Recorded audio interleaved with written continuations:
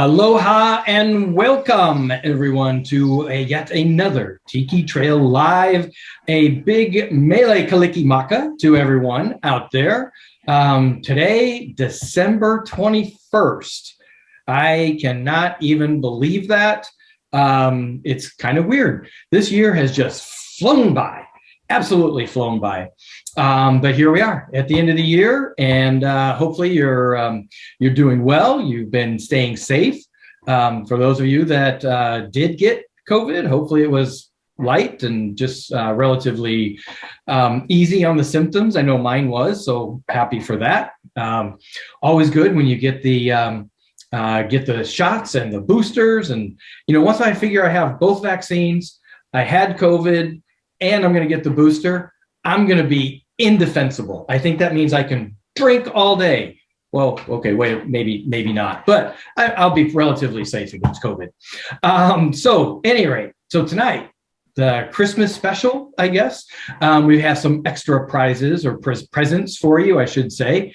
We have a great lineup. Sam's put together a really good show for us this evening. We have returning guests. I always love returning guests because that means we didn't scare them off the first time. This, I believe, is the third time we've had Kelly and Paul, aka the Velveteen Lounge, coming back and mixing up a cocktail this evening. They are making Santa's grog for us tonight, so hopefully you're going to pour along. We have the recipe, if you haven't gotten it, in the chat. It will be there soon. I know Sam always puts it in the chat. We also have it on our social media pages, both Instagram and Facebook. So get it there if you haven't gotten it yet. After the pour along, we're going to be going to Jill Martini and the Shrunken Heads. Tonight, Jill and Miles will be playing a couple of tunes for us. So looking forward to that while we enjoy our cocktail. And then we have Chris LaBonte as our featured guest. I'll be talking with him for a bit about all the cool stuff he's doing. And then we go into our Makani Marketplace, where we have not 3 like we normally have, but 4. So there's the Christmas present, the extra bonus, if you will.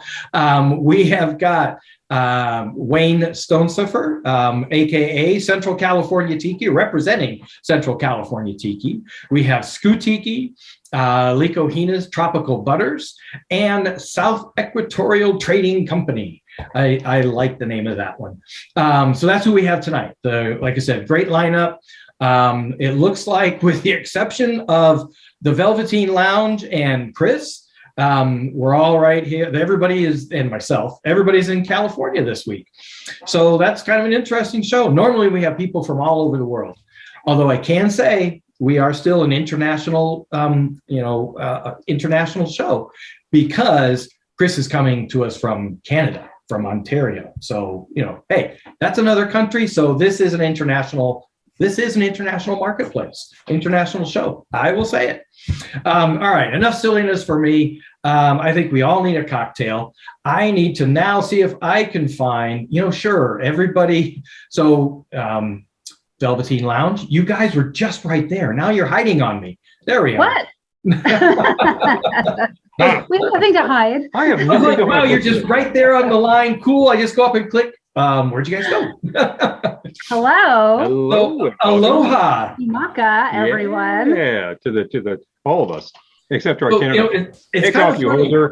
Yeah, it's kind of funny. We've got everybody from Southern California or Central California, and those that aren't are from snowy, cold weather places. Yes. So are you guys knee deep in the snow yet? Have you been hit? No, it's just cold. It's cold enough. It's been strangely unseasonal for literally like 2.5 weeks or so. We've had some days, like last week, temperatures were in the low 60s some days. Yeah. Okay. It suddenly got cold. Yeah. So, I mean, I expect this kind of chill here. I expect some freak days here and there. I don't know what's what, but I'll take it. I don't need to shovel it. I can tell you why the temperature suddenly dropped, and I'm sorry, I'm going to have to own it, because it was beautiful, sunny, 60s. We're like, yeah, this is lovely. And then on Saturday, we had guests in, and we were going to an outdoor Christmas market. Oh, no. And that's when the temperatures dropped down into the 30s. So it's my fault. It was like, oh, Jeff's going to an outdoor market. Boom. We got the temperatures and Of that. course. Yeah. It always happens. Yeah, so my bad. There's a parade or something. Yeah, it's like 20 Yeah, you'll be out degrees. there 20 below. But, yeah. But of course, Yeah. So, welcome back to the show. I'm glad we didn't scare you. Thank you for having us back. So awesome to be here. I am going to note that we were discussing recently on one of our broadcasts about such things as outdoor markets in Central Europe, which are punishingly low temperatures, and that's why there are such things as like hot grog and mulled wine.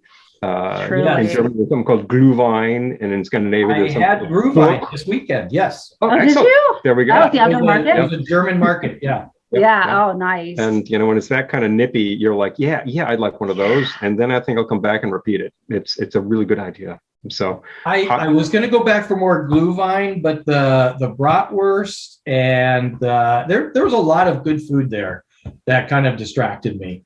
Sounds great. That happens. Yeah. Especially sounds perfect. Glühwein or so. I'm kind of hungry, so away you go.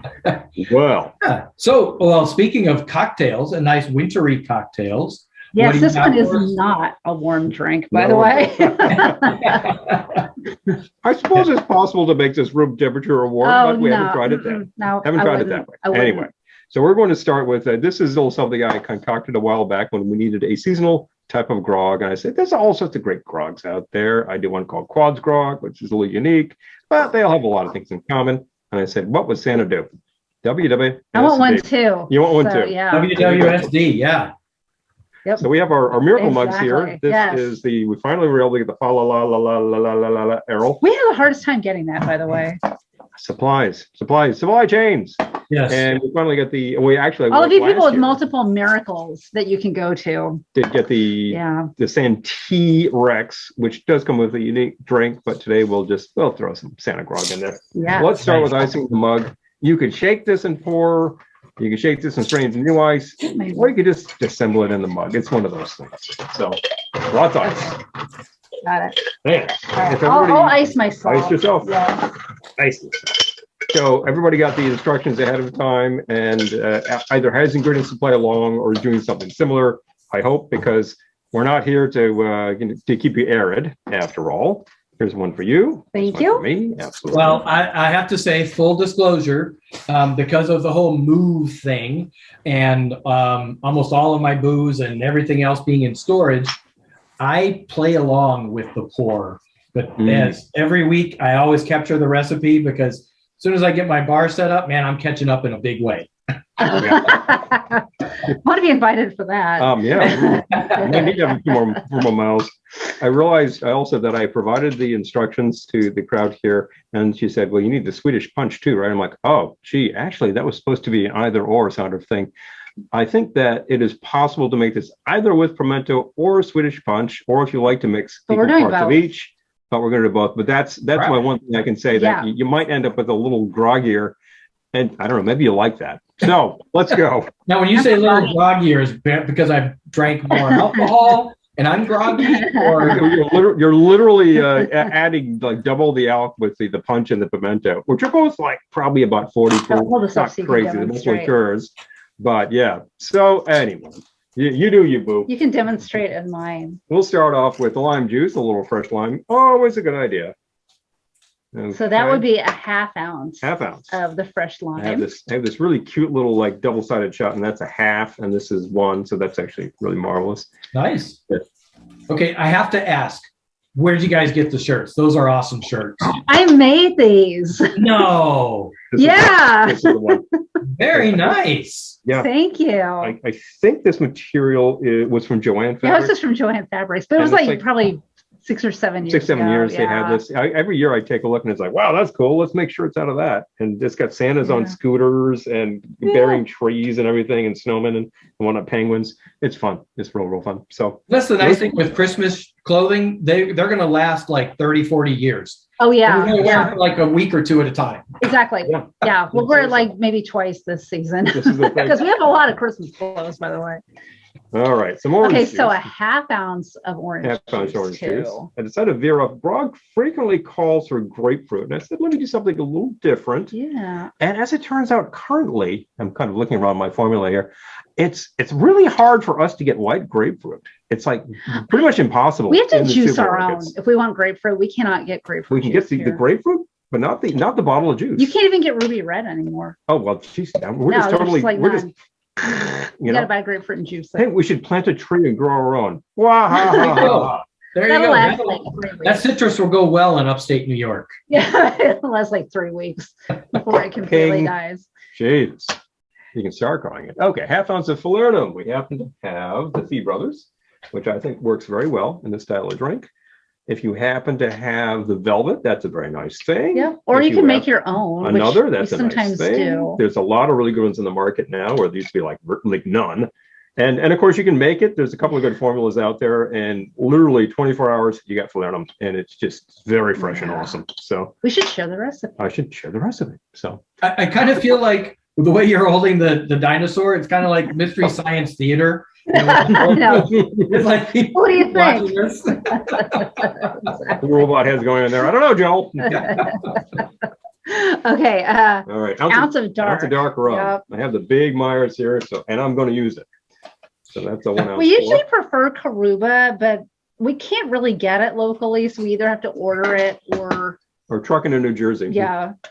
Which is not bad, although the joint we used to park ourselves there, the tiki joint, is closed because of all of this. Damn it! So it's less of an incentive. Yeah, no, that's not good. No, it's not good. Rah, rah, rah, rah, rah. Half ounce amber. Half ounce amber rum. You can choose any amber that you like for this. It's got a lot of stuff going on, so I don't think it's particularly critical. Happen to have the Plantation Dark, which is a little more of an amber rum. If you had something with a very particular flavor, like what am I thinking of? Like a Navy style rum, that's kind of fun in a grog. Yeah. So if you put OFTD in there, what do you think of that one? Pour it and I'll try it. I know. I'm all right with that. That's what I'm thinking. It's a matter of fact. Okay, got that. And okay, so we're going with the Pimento. I happen to have this fine bottle that says Orinoco. Did contain Orinoco, but I made Pimento a while back, and it's been steeping for a while. And I'm actually going to how do you make that? Okay, there's a formula that I remember Jeff Berry shared a long time ago, which came from Matt Thatcher, and he was literally like a couple of cups of a white rum, grind up, I think it was a quarter of a cup of pimento berries in your coffee grinder, which will make all of your coffee taste like allspice.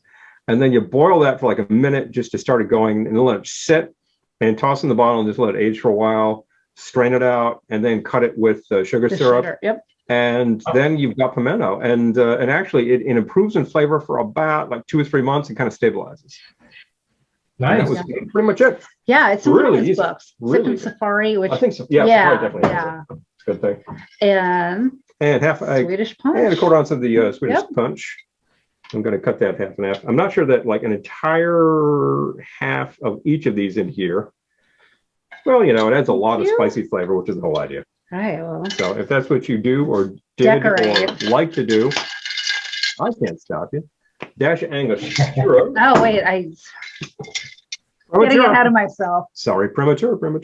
Here we go. It might be a heavy pour on Angostura. I'm going to throw a little more ice since I seem to be a little low. So now, where did the inspiration for this cocktail come from? What sparked it? Other than Christmas time, when he made a drink called Quad's Grog because he's Captain Quad. He made a drink called Quad's Grog, and then he decided to Christmasify it because we take all of our specialties and make them Christmassy. Yes. So this one is sort of Christmassy, but we do like Santa's Margarita and Santa's Mai Tai. If it's a drink, we'll make it Christmas. Anything is Christmassy with a shot of Fireball in it. You know what I'm saying? So what do we got coming up on the Velveteen Lounge? What do you got? What are you crazy kids up to? Well, I don't know if you saw Glendora has a new music video out. Oh, Christmas song. Yes, Glendora dropped a Christmas song on Friday. So, Yeah, that's our latest masterpiece. It was a big fun thing. We composed that in, I think, about 7 to 10 days. Yeah, about 2 weeks. Yeah, it just kind of came together. Yep. And we got the song, and then it's like music video. So that's up there right now. Go take a look on the various sources. YouTube has it, Facebook has it, and give some views, give some likes, whatever. And then tomorrow we're live at 8 p.m. Eastern on Facebook and YouTube. And we will be featuring some music from Rumbar Records, who were very kind to send us a little Christmas package. And we said, "Hey, Lou, you want to do some live episodes?" He's like, "Yeah, that'd be great." So we just had a whole ton of music happening last week, and we'll do the rest of it this week. Nice. And mix up a few things that look an awful lot like this, and that should be fun. So now you guys do it at 8 o'clock Eastern. Yes. That sounds like a smart idea. I probably ought to think about that. Yeah, it works for us. I know some people that have to on the West are still working, but they join eventually. So we used to go 7 o'clock on a different day, and we found a lot of like Central and West Coast people said, "Well, it's a little early for us." So we kind of balanced it and said, 8, that works for most people. And now that more people are working from home, it seems to work a lot better. Less of an issue even. Yeah. So see how that Yeah. works. Who needs dinner? Just go straight to the drinking. Go straight to happy hour. Have a snack. Yeah. Calories you need right here. Absolutely. Well, thanks for coming back on the show, guys. Well, thank you. No Merry question. Christmas, everyone. It's awesome. And and your shows are recorded. I know you're live, but you are recorded as well. Yep. Yeah. Because I'm flying tomorrow, so I won't be able to catch the show. So I do want to see that. I've got to go check out the new tune. The new. Please do. Yeah, and safe travels. Yes, absolutely. Wherever you go, wherever you are. Yes, I'm going into Idaho. So visiting, having Christmas with my daughter and her boyfriend. So awesome. Yeah. Wow. And I'll check out Tiki in Boise, Idaho. Awesome. That's right. Yeah. That's right. Boise needs it. Yes, they do. Especially because I've seen that they have snow. So, of course. Yeah, I'm going to be cold. I know that. All right. Well, thank you very much. Well, thank you. You guys coming on. And we have all your info in the chat.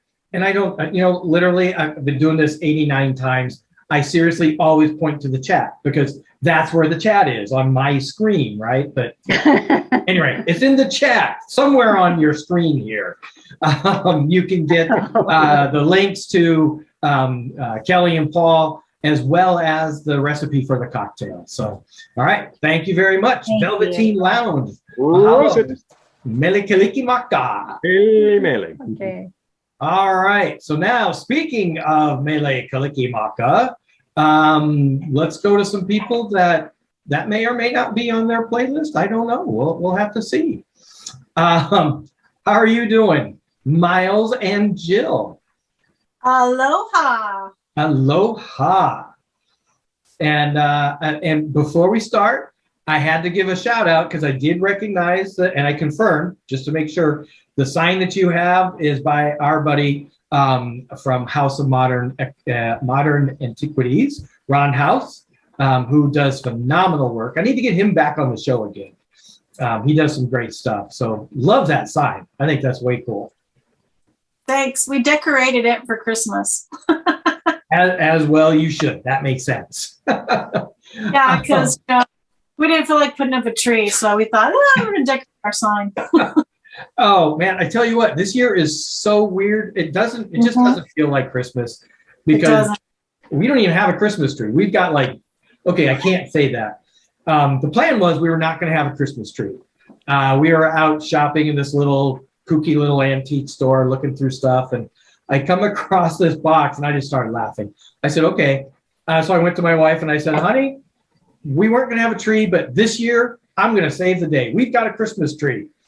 It's about this tall and it's a plunger with Christmas tree branches stuck in it. It's a plunger Christmas tree. I was like, yeah, got to have that. So. You know how that works out for you on Christmas morning. Oh, she thought it was funny. She thought it was great. So that's our Christmas tree. We've even hung a couple of ornaments from it. So I guess I can't say it really doesn't feel like Christmas, but yeah, it doesn't feel so much like Christmas. But you know what? We'll change that some way cool tunes from Jill and Miles, aka Jill Martini and the Shrunken Heads, or A Shrunken Head. A Shrunken Head. Yeah, sorry. I can only fit so many in my little condo here. All the elves, the other elves are out, making the toys and making musical instruments, right? Yeah. Well, this year I'm getting nothing for Christmas, nothing at all.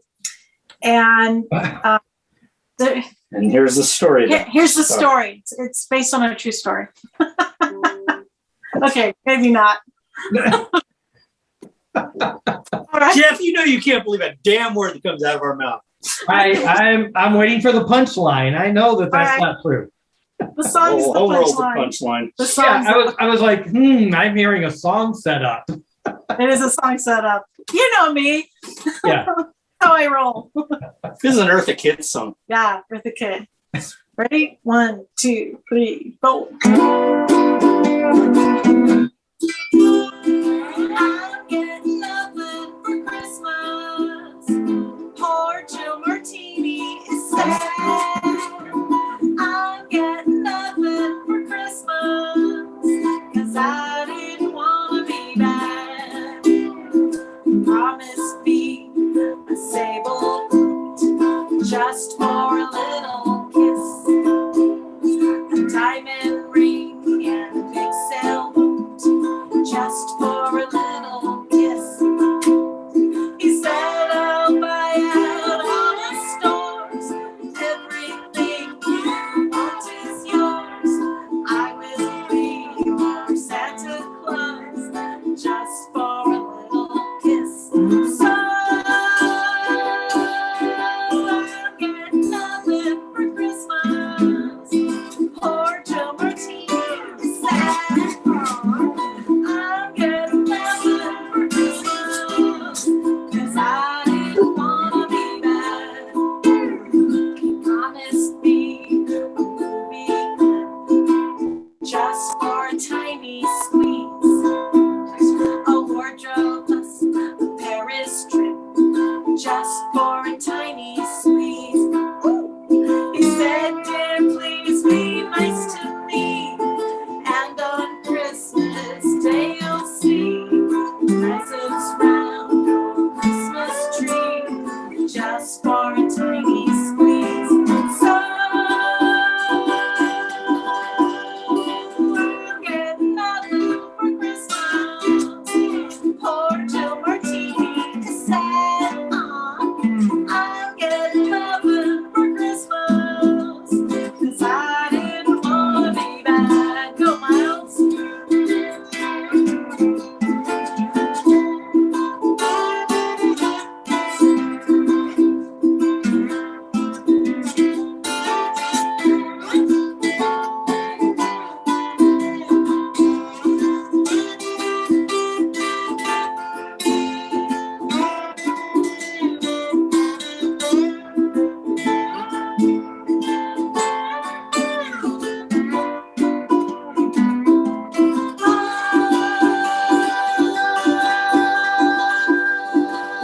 Hurry up! I'll get nothing for Christmas. Poor Jill Martini said everyone. I'll get nothing for Christmas, 'cause I didn't want to be bad. So take my advice, I think you should. It's good to be good, but not too good, or you get nothing for Christmas.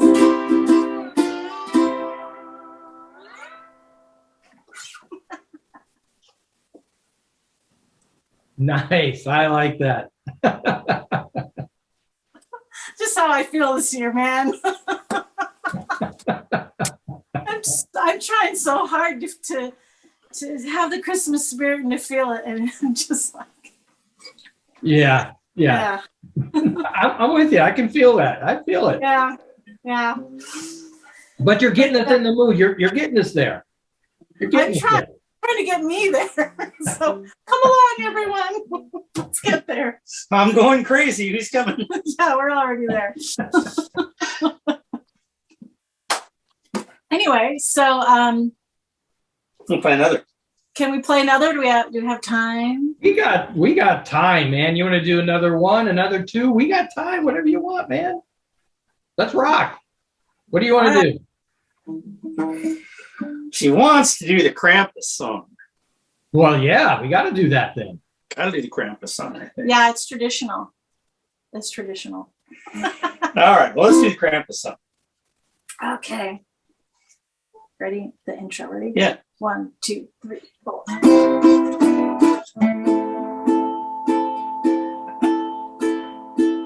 Dashing through the snow in a one-horse open sleigh, o'er the fields we go, laughing all the way.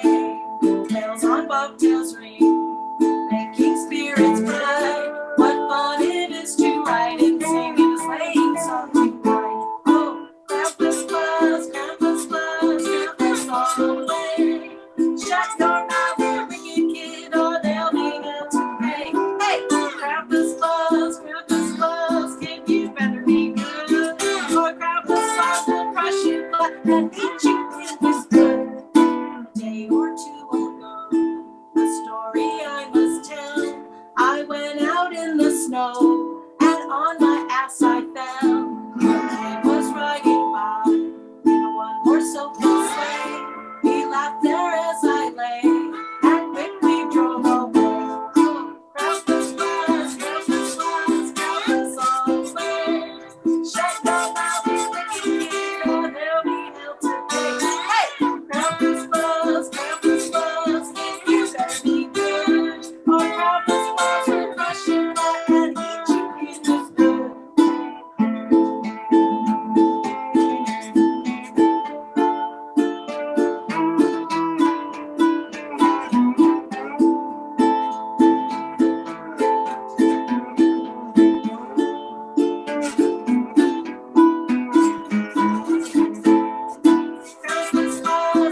Krampus all the way. Shut your mouth, you wicked kid, or they'll be held to pay. Hey, Krampus buzz, kid, you better be good. Or Krampus buzz will crush you flat and eat you in his blood. Came December 5, that kid who let me freeze. I saw him run and hide. I heard him holler, please. Krampus grabbed him fast and shoved him in a sack. Too late for being nice. Now you're a Krampus man. Oh, Krampus all the way. Shut your mouth, you wicked kid, or they'll be held to pay. Hey, Krampus buzz, kid, you better be good. Or Krampus buzz will crush you flat and eat you in his food. And then you will be good. At least you will taste good.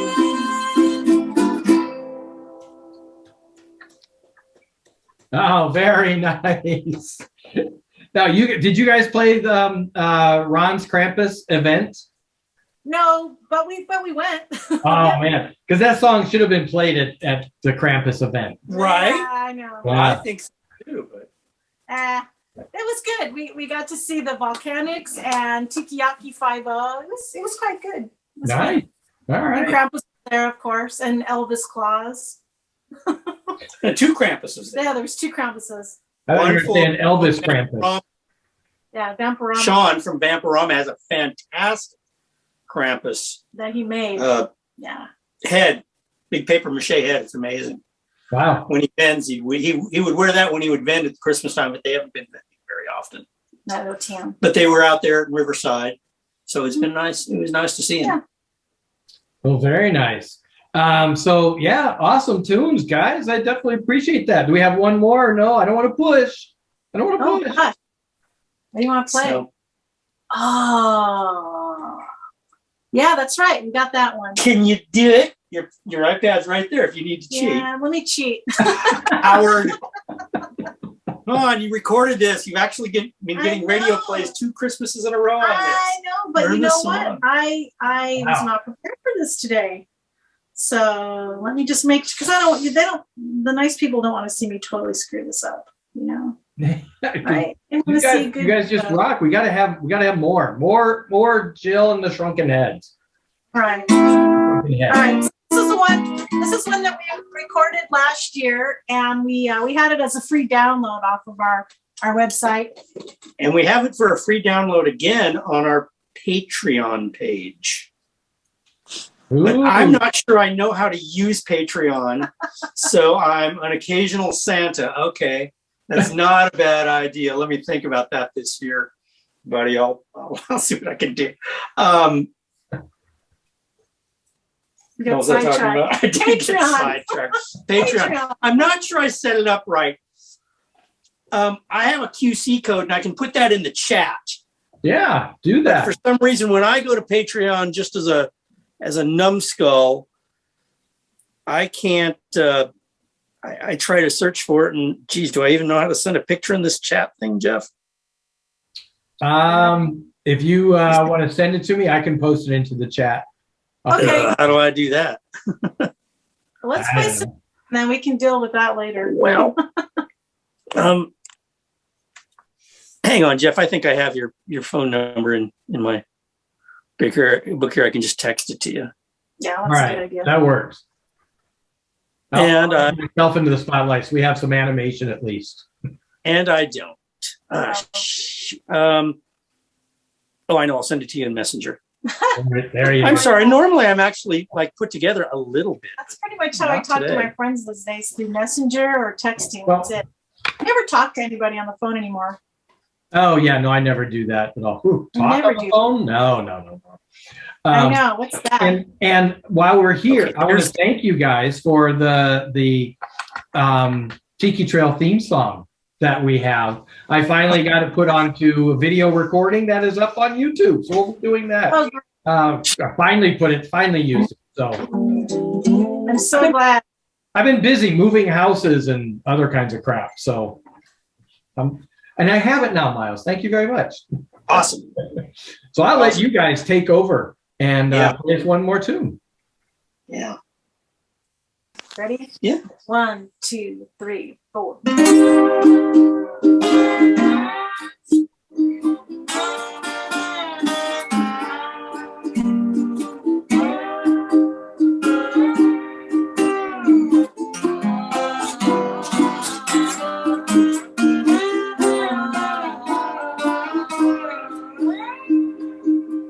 The weather outside is frightful. The flower is so delightful. And since we've no place to go, let it snow, let it snow, let it snow. It doesn't show signs of stopping. And I brought some corn for popping. Lights are turned way down low. Let it snow, let it snow, let it snow. Let it snow, let it snow, let it snow. When we finally kiss goodnight, I will hate going out in the snow. You really hold me tight. All the way down where we walk, the fire is slowly dying. And my dear, we're still goodbying. Not as long as you love me so. Let it snow, let it snow, let it snow. Let it snow, let it snow, let it snow.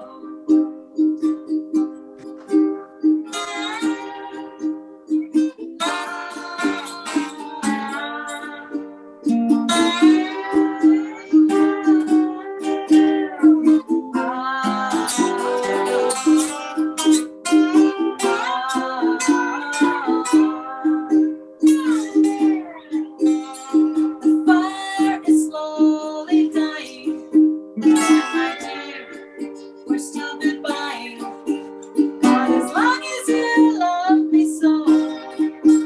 Let it snow, let it snow, let it snow. Let it snow, let it snow, let it snow. Let it snow. Let it snow. Let it snow. Very nice. Well, Well, So- if you're going to be in, where's that place called? In LA? No, it's not LA. New Year's Eve? You have plans for New Year's Eve? I do in Indianapolis. New Year's Eve. So we're playing at Kahuna Tiki 2 New Year's Eve. We're having an East Coast party. So, Because I want to be in bed by 11. yeah. So you can have dinner, bring your kids, have a nice sushi dinner and see a show. And then at 9:30, it'll be midnight and you can go home and go sleep. Yeah, I was gonna say it's weird because I'm doing a East Coast New Year's Eve too. Yeah.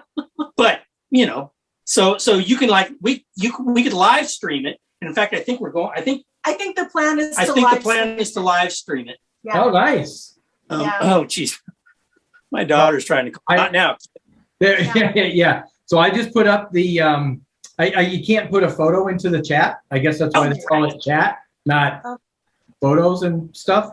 So I do have it on the screen. So if you want to just grab your phone and grab that QR code, hopefully you know how to do that. I think everybody knows how to do that by now, since that's how we all get our menus and such.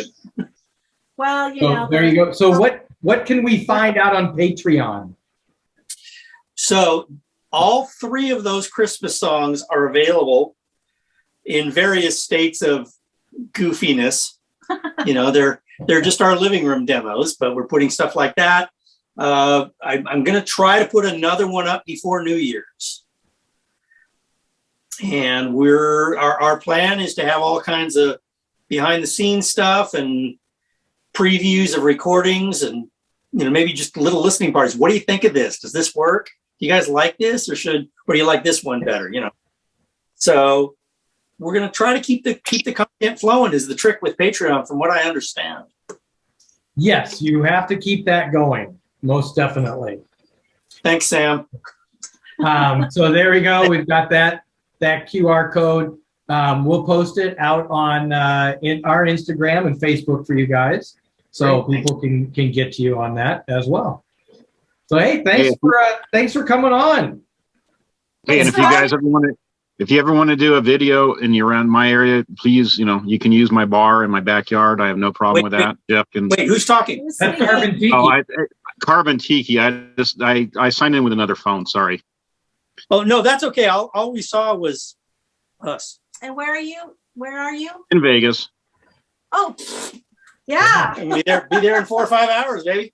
Right. No, I'm just it's fine. You can get a hold of Jeff or me, or if you did want to shoot a video or something, if you're up here and you want to do something, I have no problem with that. He's got a great backdrop for a video.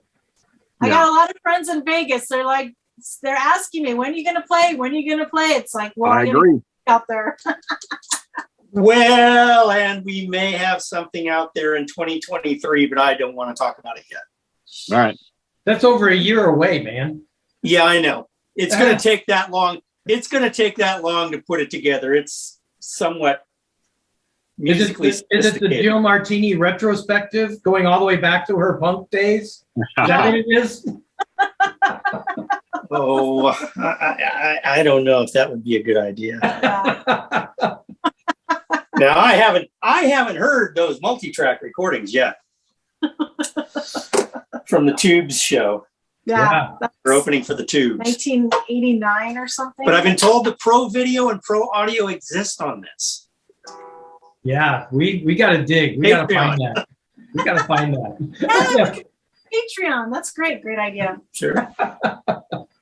All right, guys. Well, thank you very much for coming back. I think you guys have been on the show. You've been on the show a lot, which is awesome.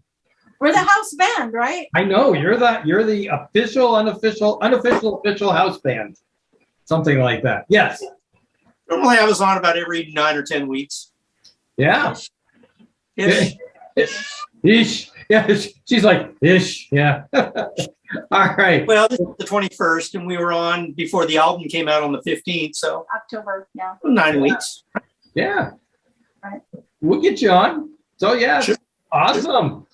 Always love having you guys on. Can't wait to see you again when I get back to SoCal. And thanks so much to you, Jeff and Sam, for putting this together and giving us a platform where we can all kind of say, look what I can do. Look what I can do. and you do so well. So thank you guys. Well, thank you, Jeff. And let's see. Now we've got I've covered up all my notes over here. It's that great production value and quality that I do so well. There we go. So Chris LaBonte, we're going to go back to the great white north, the cold, deep north where there's snow and things like that. There's Chris. How are you doing, man? I'm good. How are you doing? Thanks for having me, Jeff. I'm doing pretty good. So is it snowy up there? There is residual snow. It's not, I don't think it's snowing at the moment, but we're getting some dumps. All right. Yeah. I remember a few years ago, I was flying from Orange County to Toronto.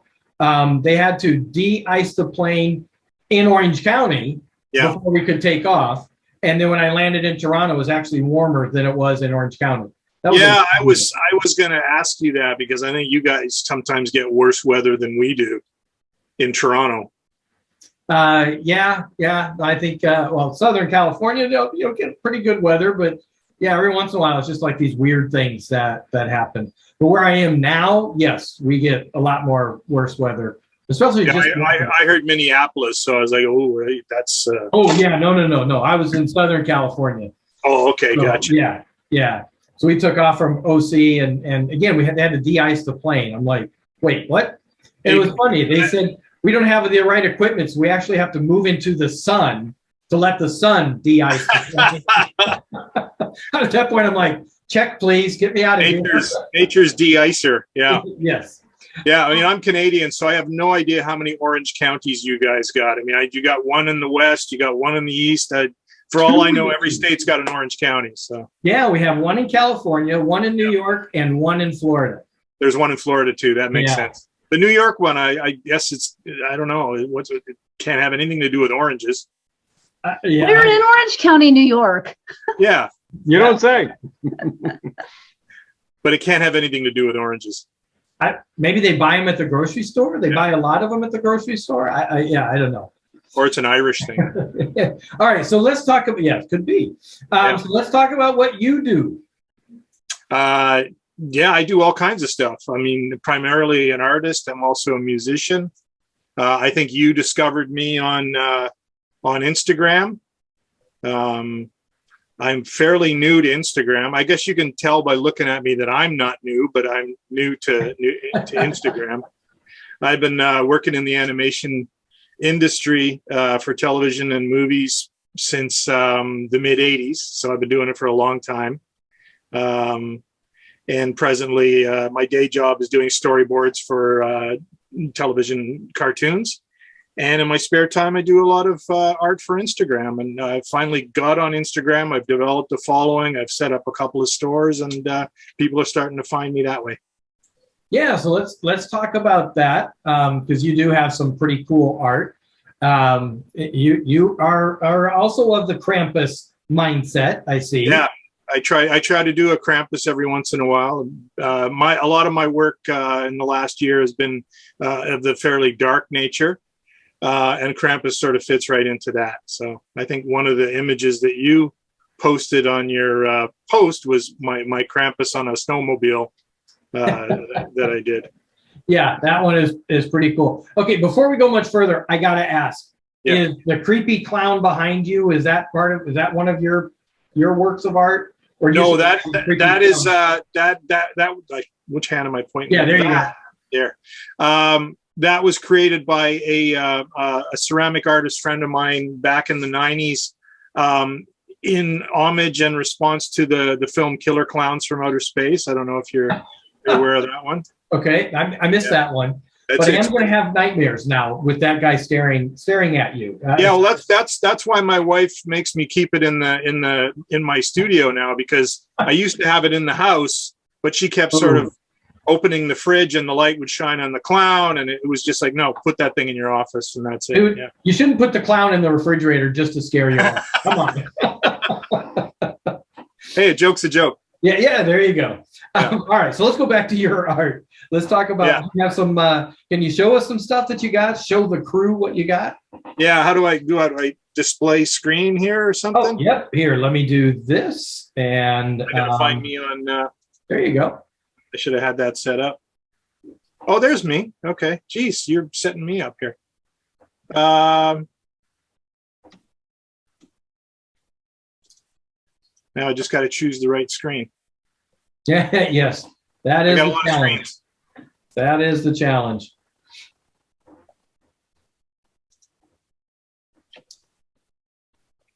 I don't know. Can you see that? I can. Okay. So I think the one that you had posted was this Gruß von Krampus I did. The Krampus sort of charging possibly out of hell on a snowmobile. I like that thought. And by the way, it was Sam who would have done that. And I've got I think I need we need to get health insurance for Sam, because I think she may need to talk to somebody, because she's had so many scary people on lately. With images like this. I think there might be something we have to talk to her about. Oh yeah, well it gets worse too. So yeah. Yeah. I mean, here's the one I did this year. This is sort of Skull Krampus. Wow. Oh man. So they're getting. So I asked all our scary artists. I know you have a different term for yourself, but that's kind of what I call you guys. Is this what lives inside your head? Yeah. Wow. Basically. I mean, and you know, this is how you exercise it. I was gonna say, and how do you sleep at night with this? Like a baby. Because you let it out through your hands onto the page. So yeah. I haven't had a nightmare since I learned to draw. Nice. Yeah. Well, you can see there's a bunch of stuff here. I was trying to find the stuff that Sam. Oh, here's this one's pretty. You might like that one. Oh man. So now what took you down this dark path? Well, I've always been sort of a horror fanatic and a creature fanatic ever since I was a kid. And I read a lot of creepy magazines when I was a kid. And then I've always kept that with me. I've always been also heavily involved in the punk rock and heavy metal community. So there's a lot of this kind of imagery that goes with that. So it's just come naturally, you know, for me to. And also the other thing too, Jeff, is that in my day job, I work on a lot of. Here's a portrait of my wife I did. This is a nice one. Looks like a little son, but other than that, yeah, very nice. Yeah. Oh, I did my son too. Where is he? Yeah, there's my son. Speaking of my little son. So, yeah, the other thing too is, I mean, because I've sort of been steeped in all this horrific movies and media and other things.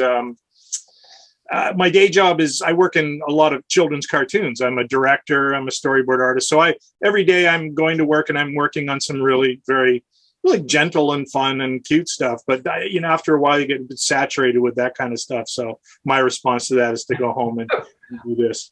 Okay, thanks for the clarification, because I was about ready to ask.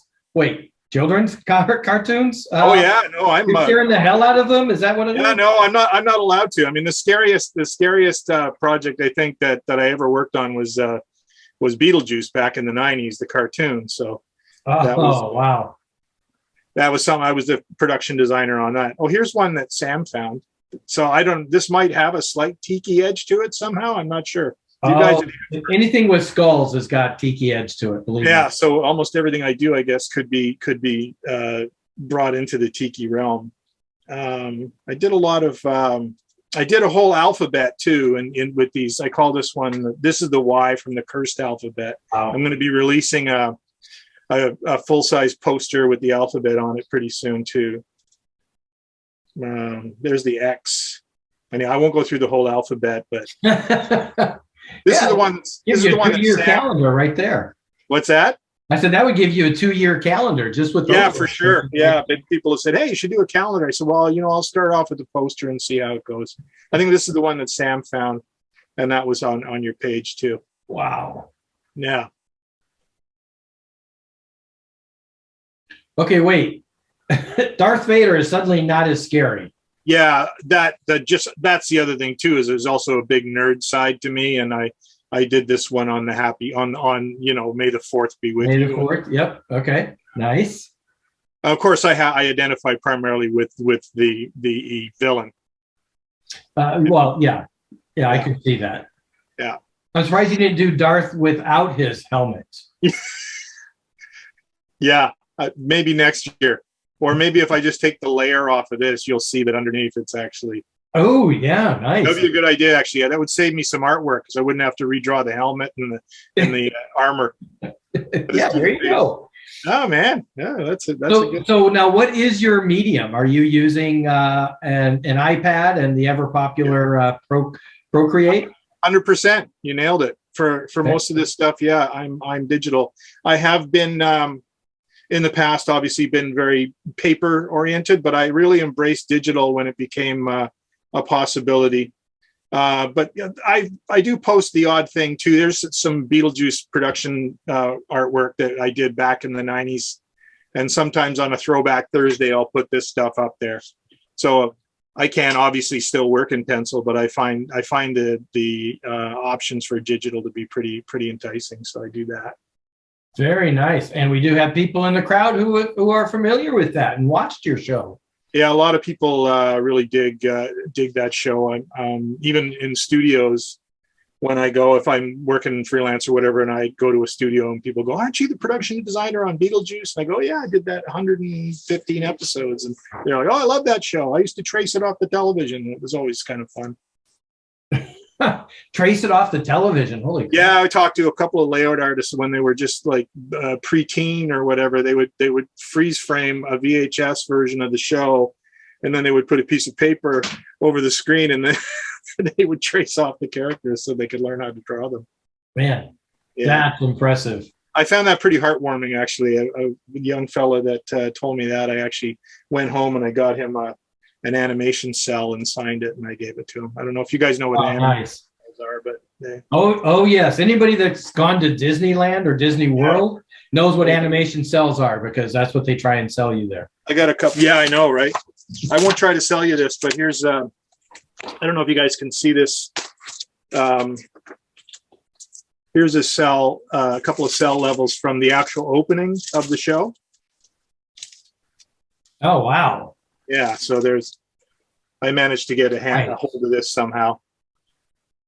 Oh, that is very nice. Yeah, and then you can see the, well, I don't know if I can peel this one off. Yeah, this one's stuck pretty bad. That's going to take some TLC. I won't peel it off the paper, but that paper layout is in behind it. Well, there's a rough layout animation drawing, so you can see where the tracing comes from. So yeah, that's how long I've been doing it. I used to work on paper, and now I've gone digital. Yeah, yep. Well, and that's the thing is I tell all the artists that do work on the iPad and Procreate. To me, it was like I saw it. I was like, oh, that's a great tool. The problem is you have to have the talent.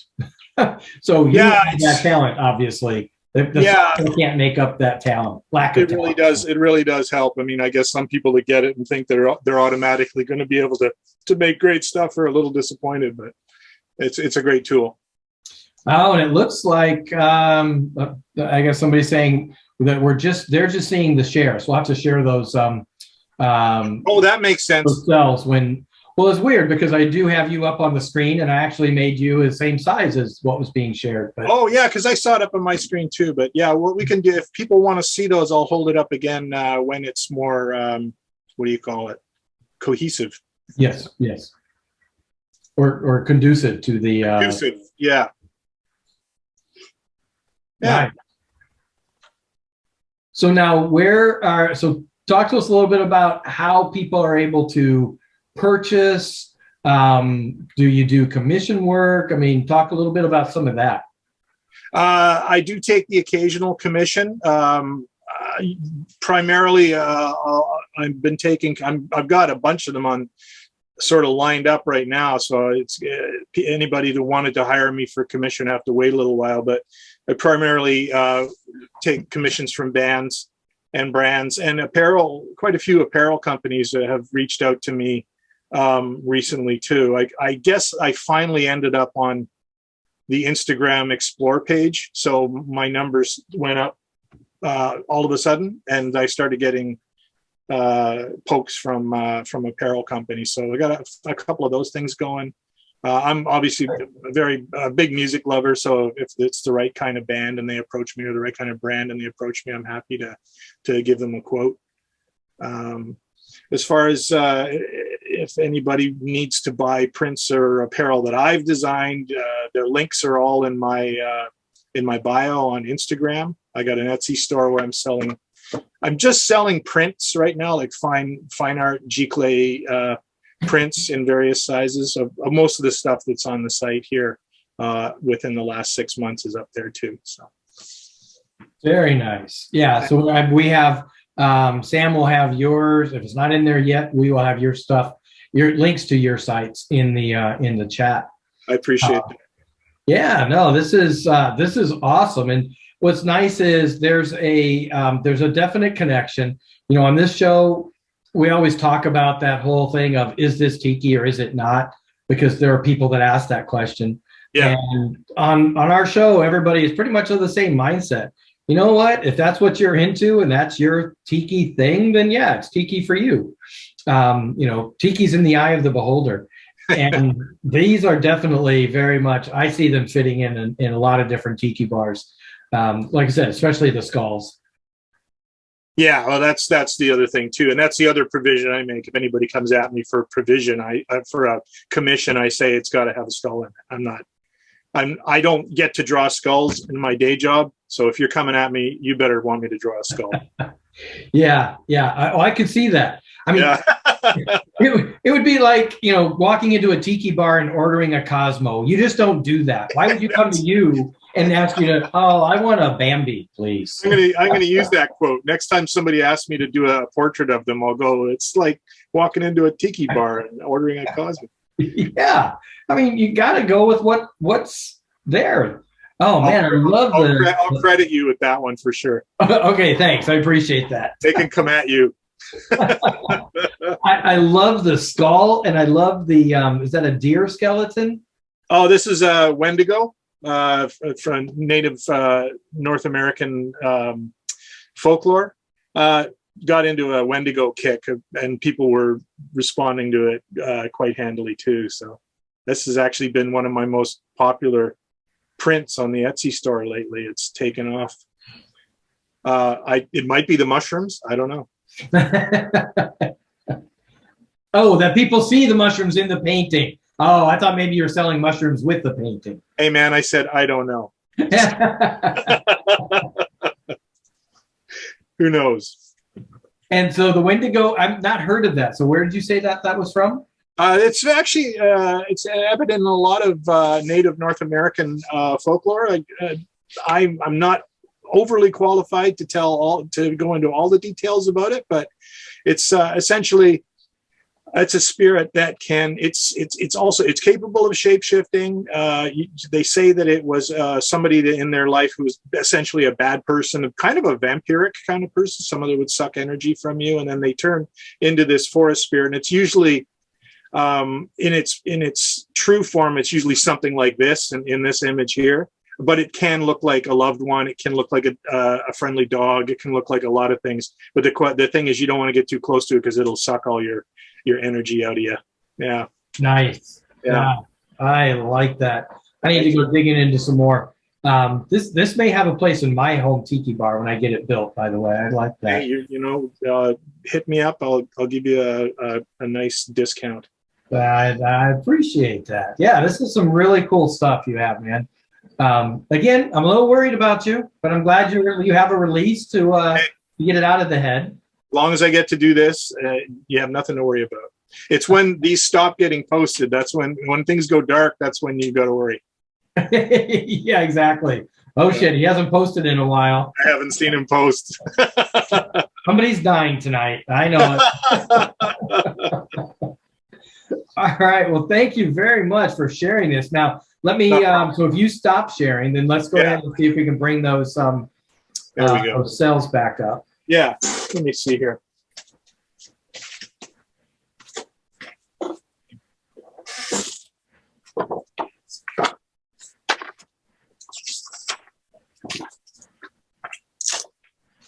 just get it in the right order here.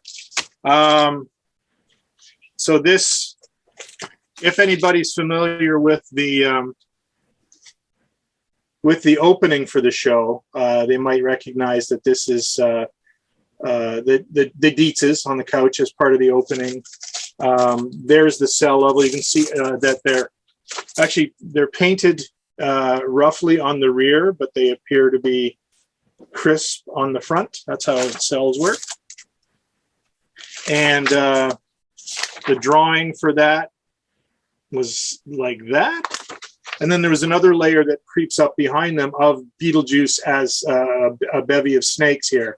And I can't show you the drawing because unfortunately it's stuck to the back of this one, and I better not peel it off at this point. Yeah, that makes sense. Yeah. So I got lucky enough because I obviously I worked on the show, and I laid out and designed all the backgrounds for it, and many of the characters. I designed the Poopsie the dog and the monster from across the street. So this is actually one of my cleanup drawings for that. And then the cell paint department took that and they turned it into a color cell. That is amazing. So basically the process then is you do the drawing and then somebody else does the coloring in and putting it onto a cell? Yeah. I wouldn't be involved in painting the cells because, there's obviously thousands and thousands of them. Minimum 12 every second that you're looking at. So. Yeah. So you draw fast then is what you're saying. Well, not as fast as your producers would like ever, but yeah. But a lot of times you'll start off with rougher drawings, right? We'll ideate on drawings in blue back in the day in blue pencil, because then you can clean up over the blue. The blue essentially disappears on camera, and the black line that you put on top of it. Oh, here's a pirate one. This might be a little more tiki. Oh, nice. Yeah. Oh. You can see the director gave me a little revision there. I got the hook wrong. So you got the hook. Yeah. As a gorilla I did for an episode. What's he called? Gorilla of the Rue Morgue. Yeah. And these revisions are actually mine. Those aren't from the director. I corrected myself on this one. Okay. Yeah. And they can do his own editing. I like it. Yeah, you get pretty objective after a while. There's Beetlejuice as a hot dog, the big wiener. I mean, I got hundreds of these things. So, yeah. That is way cool, man. Thanks for sharing. That was awesome. My pleasure.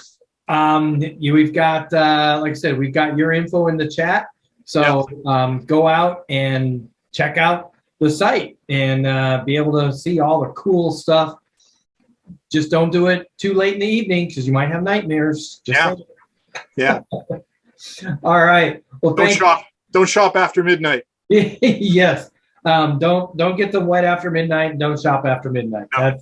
That's what it is. All right. Well, thank you very much, Chris. Definitely appreciate you coming on and sharing your art, man. That's amazing.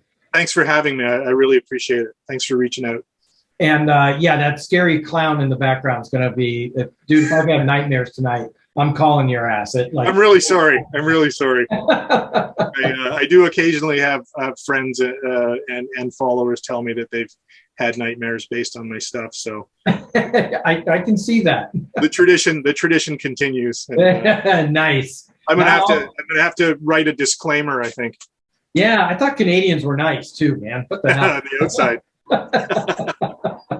All right. Well, thanks for joining us, Chris. Appreciate you coming on, man. My pleasure.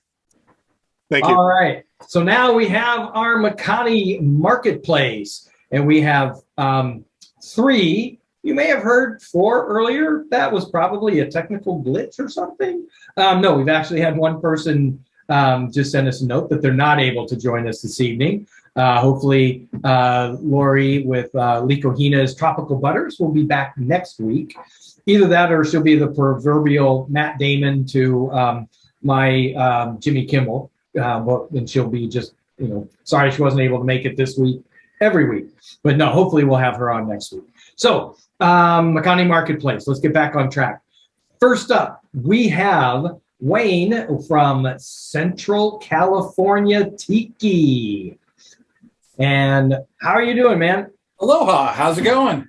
It is going really well. And again, I'm just like so blown away with your camera that, are you doing that in portrait mode? Is that what that is? You know what? I don't think, you know what? I think I am. Yes, it is in portrait mode. Okay, there we go. That's why. I'm like, wow, that's really cool. You know, this is the second week in a row I've had people on with better production values than me. That's kind of embarrassing. Well, I started about 30 minutes before, 40 minutes, making sure it was set up right. Well, you were set up very well, and you were coming to us from Fresno, California. Fresno, California. Yeah, right. Yeah. Central, right in the middle of California. Hence the name, Central California Tiki. So now Central California Tiki is running what? Sacramento down to Solvang? Yeah, what I say is from the Grapevine, which is the pass to get into Southern California. Oh, okay. Just south of Bakersfield, all the way to, we have people in Ventura, right? We got Ventura, Central California Tiki members. And then I say all the way up to the Delta. So, you know, you got Sacramento. Started the group because, you know, we were driving down to Southern California to go to events. We'd go up to the Bay Area for events, and finding out that there was a ton of people in this area that were into Tiki, but didn't have a way to gather and build a community. So we decided to start this up, Central California Tiki, about 3 years ago. And of course, during, you know, all through the COVID, we had to do all of our meetups through Zoom like this. Which was great. We met a lot of great people that way, and we've advertised through Facebook and Instagram. So we've grown quite a bit over the last year and a half. Very nice. Yeah, and you know, the Central Coast, everybody talks about Southern California Tiki and San Francisco, the Bay Area Tiki that's up there. But yeah, there's some good stuff in the middle, in between. Oh yeah, there's some history. There's some Tiki history here. Here in the Valley, there's here in Fresno, there's a lot of, we don't have a Tiki bar at all. So we got a lot of home Tiki bars here in town. Our closest Tiki bar would be Tiki Co. in Bakersfield. And just to be clear, when you say the Valley, for our Southern California folks, that's not San Fernando Valley. He's talking like the Valley. We are the Valley. We're the bowl of California, the San Joaquin Valley. Damn, when I drive on the 5 through San Joaquin Valley, I feel like I'm on the bottom of the world.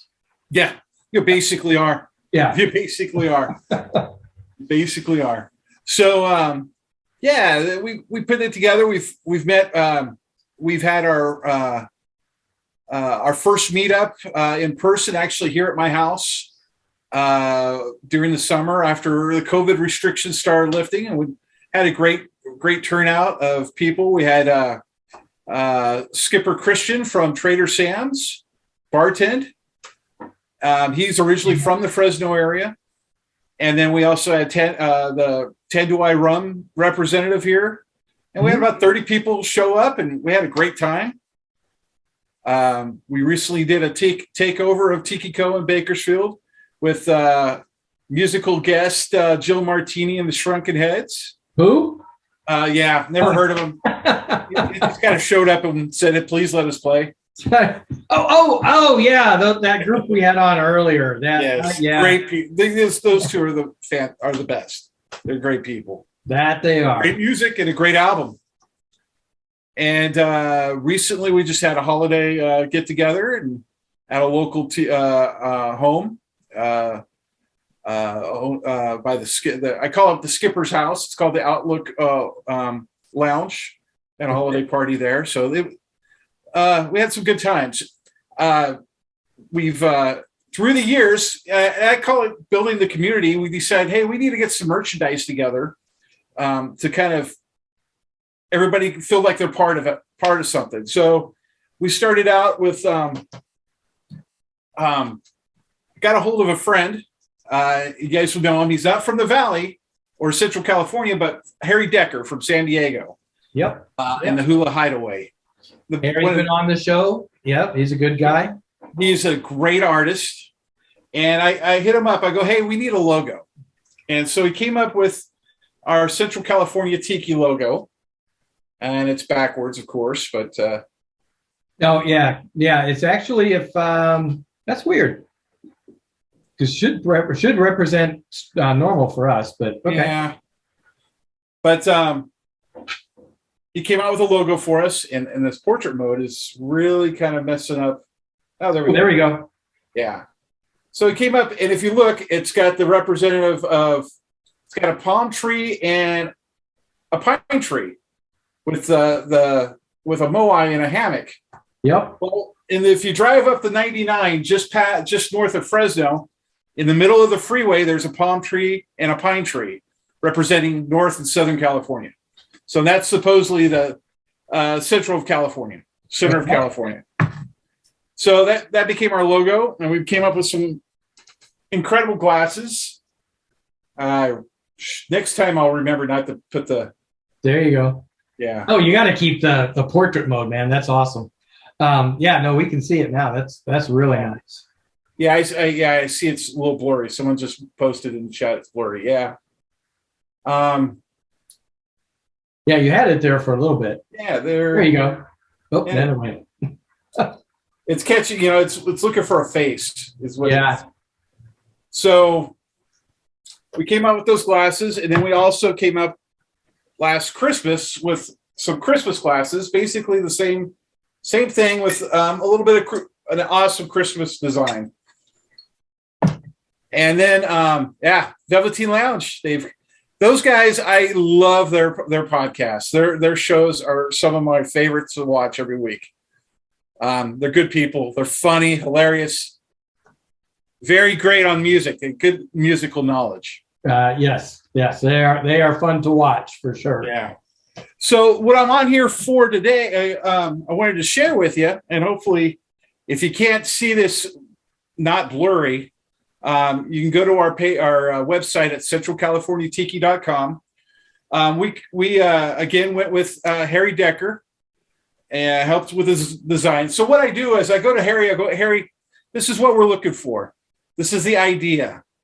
I'm not an artist, but I can kind of tell you what I'm looking for, and he just runs with it. So we came out. I was working with the folks at Tiki Co. They were wanting a zombie glass. So we came up with, let's see if we can get it without. I'm almost getting it. Yeah, there. Yeah.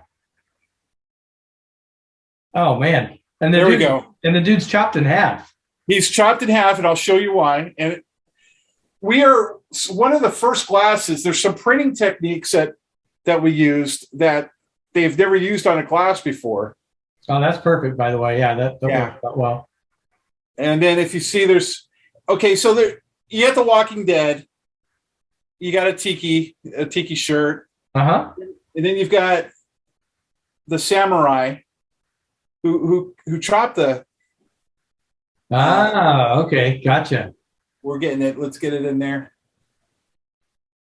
There we go. There you go. And it's the Green Lady. You remember the tiki, tiki, the famous portrait? What's the Green Lady? Nice. But one of the things that Tiki Co. wanted, they wanted a zombie glass with a peekaboo design. If you remember those old school peekaboo designs with the keyhole. But if you look straight through where you'll see where he gets slashed by. Yeah, nice. Kind of a Kill Bill. So right now, that is a very Kill Bill. Yeah, very Kill Bill, Walking Dead, Tiki. It's got a whole bunch of things. The Green Lady. We're selling these on our website right now, and it goes. Again, we're working with Tiki Co.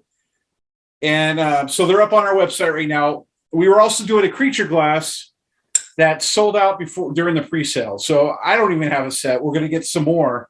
Nice. That is a good problem to have, man. Yeah, it was hard to get them because there's a glass shortage, if you didn't know. Yes, there is. Because I've been trying to get some glassware and have not been able to. We were one of the few that got kind of squeaked in on our zombie glass before they ran out, and their Mai Tai glasses they're totally out of. So, yeah.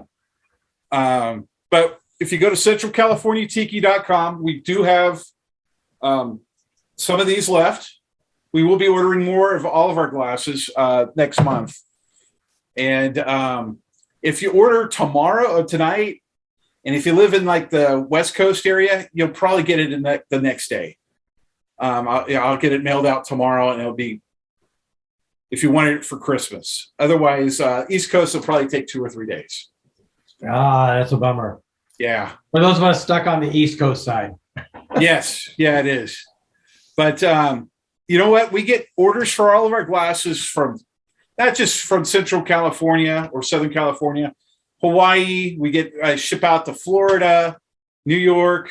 But it's been, everybody knows somebody from Fresno, from Central California. So yeah. Everybody knows. And now we all know you. So yes. There we go. And everybody's always invited. So now, I actually lived, you know where Coalinga is? Yeah, Coalinga, yes. Yeah, in fact, I drove through there today.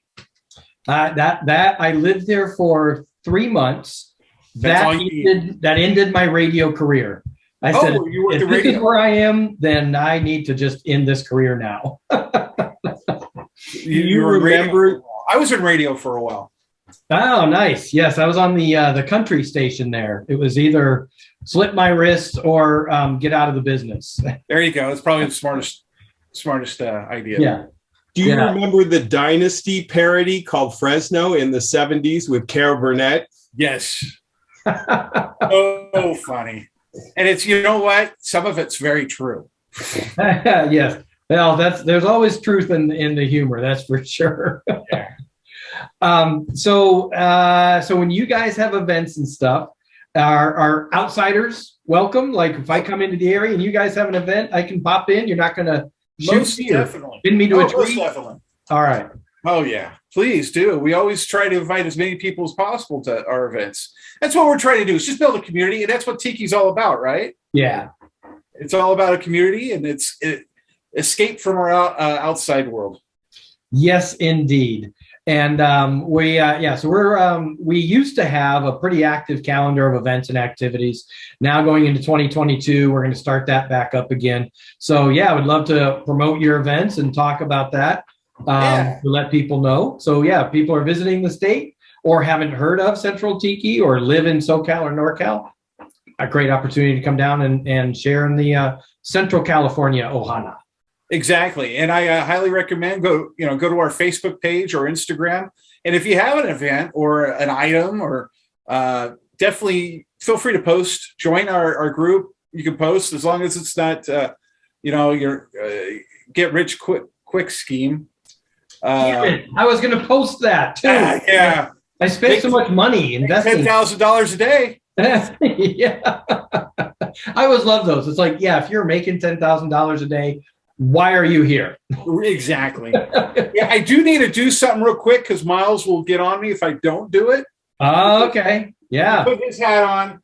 At our meetup, someone started calling me the nice. Not the big kahuna, but what is it, Miles? The Grand Poobah. The Grand Poobah. Yeah. So I guess I'm Central California Tiki's Grand Poobah. There we go. Nice. I love that. Someone gave this to me for Christmas at our Christmas party. They wouldn't tell me who it was from, but don't wear that here in Indiana. People might shoot at you. I might get shot. Yeah. Yeah. That's awesome, dude. Well, thank you very much for coming on. No, thank you for the invite. I really do appreciate it and love to come back. And we will definitely have you back. And like I said, when I get out to California, I'm going to try and make a stop there in the Central Valley. Well, we are. I will tell you, in February, we're looking at possibly doing a marketplace in Bakersfield. So, in conjunction with Tiki Co. So it would be a great if we're. I'll let you guys know if it's happening. Yeah, let me know and let me know the dates, and we may come out for that and even do some filming from there. Just That would be awesome. stuff from there. So yeah, let us know. Happy to do that. Thank you again for having me. All right, thank you very much, Wayne. And let's see, I'm going to add myself back in here because this is what we in the business call a smooth transition. Just so you know. All right, so now the next one we have up is Skootiki. Where is my buddy Skootiki? There he is. I've seen this man around at a few shows. Mostly, I think, Tiki Caliente. Saw a lot of your work and saw some of your stuff down in San Diego, if I'm not mistaken. And Scott, if you can unmute yourself.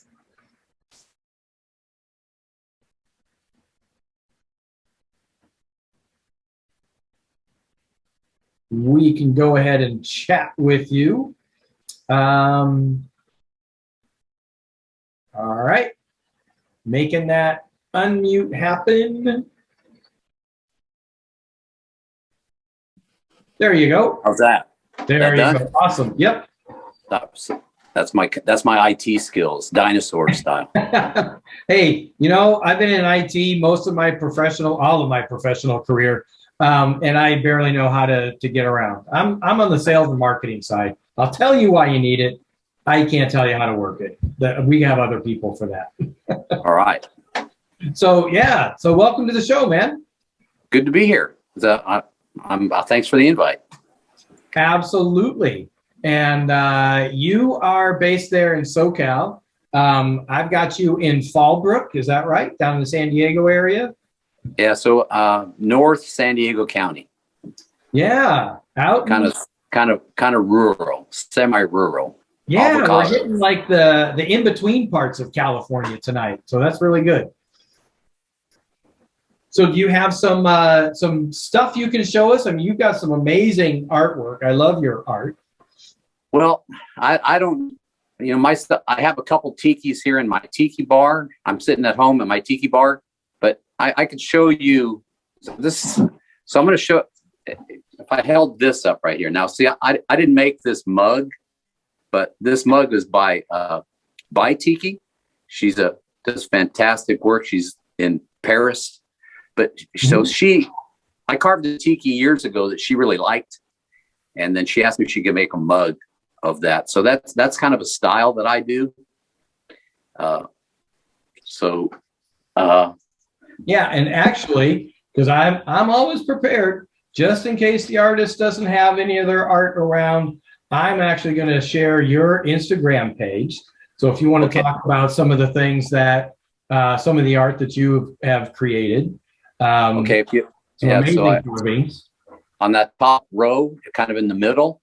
Yep. There's I just, we had a really great event just last, week and a half ago it was called Ibu Tiki, and it was over in Vista at a brewery. It was the first time they had it. It was a marketplace. And anyway, that tiki right there, that one is inspired by the Trader Mort's tiki in Shelter Island, which was originally carved by Eli Headley. So I sold that tiki at that event, and the new owners of it sent me that photo. So that's at their home. So that was a fun one to carve. That is very nice. Yeah. And Eli Headley, for those who may not know, is actually the grandfather, I believe, of Bamboo Ben. Yeah. Bamboo Ben's grandfather. Yep. So it's, that's where the lineage started. So again, and that kind of, there's an orange bus there with some tall tikis there. That's yeah, I'm digging that bus, man. Well, yeah, that bus is an ongoing project, but I'm calling it the free range tiki bus. And nice. I've been painting on the outside of it. I'm starting to do some do the inside, kind of tiki it out. There's no good reason for it. I just am doing it, and it's fun. But those reason. That's a good enough reason, right? Yeah. So those two tikis there, those are there's a apartment complex in the LA area somewhere. I don't know the exact location. I think it's called Tahitian Terrace. And the whole place, I think it was probably built in the 60s. The whole place has elements in it that are, I mean, there's like structural posts that are carved tikis, and then window trim and everything, the whole thing. So those ones were, a friend of mine posted some photos of that from that apartment complex, and that was the inspiration for those tikis, and they're kind of fun. I have a couple. I have a couple of those that are, if you look closely, if you ever make it to Max the South Seas Hideaway in Grand Rapids. Yes. I have a couple of those tikis there on a wall of tikis that were tikis carved by a dozen different artists. Oh, very nice. Congratulations on that. Oh yeah, that was I was honored to it when I was asked to, when you purchase those. That's pretty fun. I haven't made it there yet, but I hope to someday. Oh, it's the Taj Mahal of tiki. It is. Yeah, it's incredible. Yeah. All right, let me, whoops, there we go. And yeah, Miles wants to use your bus as his tour bus, by the way. Oh, okay.